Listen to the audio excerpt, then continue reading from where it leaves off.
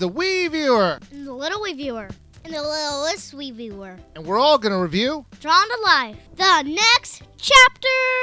Have either of you two ever played a Drawn to Life game before? Yes, the same game for the DS. Do you boys like it? Though the storyline's a bit different, yeah.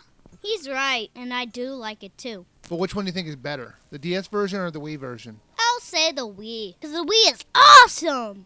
If you don't know, the whole gimmick behind this title is the ability to create your own characters and objects for the game. Most of the stuff in the game, though, can't be tweaked. But there are a lot of background images and some platforms moving and stationary that can be changed. So it does make the experience different for each player.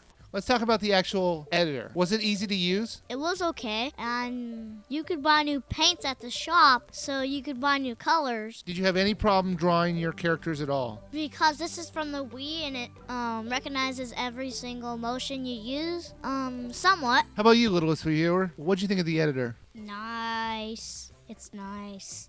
Is it better than the DS version you're used to? Mm-hmm. I thought the editor was fine, but this kind of highlighted something I already kind of knew, and that I suck at drawing. Look at your drawing compared to my drawing. Mine's like a stick figure.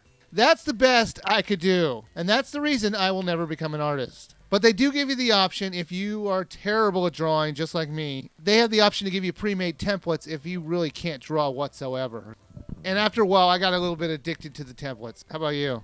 Yeah, and also, you could buy some character templates at the shop. Sadly, those are the only templates you could buy. My world is only templates. Here's the one problem I have with the whole drawing program, which kind of makes it pointless. Whatever you draw, it really doesn't matter because it takes up the same amount of space no matter what. What I mean is if you draw just one long line, like for the bridge, all the space that you don't use will still be able to be walked on with your character. The drawing's just for show. No matter how small you may make your object that you're drawing, it'll still take up the same amount of space. You just will look like you'll be walking on thin air. I wish the game didn't do that. It would have made it a lot more fun. What did you think of the level designs? They're one of the longest levels you may play in your history. Oh, come on. They weren't that long. Okay, maybe they weren't that long, but still, they were actually pretty long. The one thing I didn't like about the whole level design of the entire game was every time you beat a level, you have to go all the way back to the beginning of the game.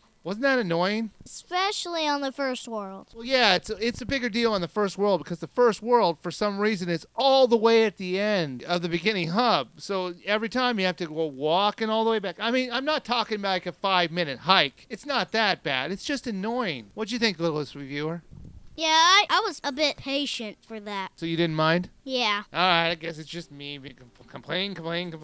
The levels were filled with platforms to traverse and puzzles to solve. There are parts of the level where you can draw directly on the screen and your actions will affect the world. They'll be outlined with a blue, red, or green box. The blue boxes will keep your drawings in that box, but the red box will drop your drawing from the box and move depending on the shape you draw. Blue boxes are primarily used for climbing up to higher parts of areas, while red boxes are used for physics puzzles. What I mean is how will your drawing react with the world, and how can you use what you just created to your advantage? And the green boxes will make whatever lines you draw in your box make your character bounce on them. The levels weren't too hard to beat, but like the little reviewer said, they do tend to take a little while. There is always a set goal or two for each of the levels, and sometimes new goals are added to the levels as well. Normally the goal, though, is just to get to the end of the stage and find the object that you've been searching for. As you complete levels and new drawings, your town will change, and it will fill up with the drawings that you've created. There are also multiplayer games in the stadium to play, but none of us found it too compelling to play for very long. There is some replayability in finding stamps in each of the levels, if you care to. These will give you new things in the shop to buy, which will give you more options in the object editor program.